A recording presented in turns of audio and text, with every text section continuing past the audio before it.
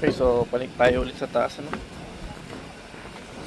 Ito, lagyan na ng pinaka-roof niya. Uy, hangin ah. Sakto ang hangin no? So, meron ng roof yan para sa hagdanan. Naka-ready na rin, no? So, ito na. Nalagyan na yung kabila. Itong side na to. Ayan. May isang piraso na nakalatag na, no? Ito pa yung ating shear board na 3.5. Yan, no? Yan ang ginamit natin pang kisame dyan, no? Yung ito sa kwarto natin, ayan, naka-ready na yung pagkatagan. So, tiles po yung gagamitin natin dito, no? Tiny tiles. So, ano ba ang itsura ng tiles natin? Sige, malalaman natin. Update na natin yung itsura ng tiles o yung pinaka design ng tiles natin. Okay, so medyo nag-araw na kaya kahit paano, makakagalaw-galaw na yung mga tao na makapasok na sila, no?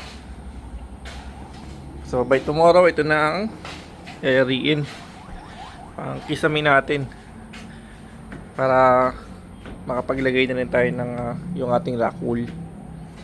Ayan, katulad yan, maaraw, no? Bilad sa araw yan kasi yan, ganyan. So kailangan natin talaga kahit paano protektahan, double walling din yan para yung init hindi niya ma-absorb totally.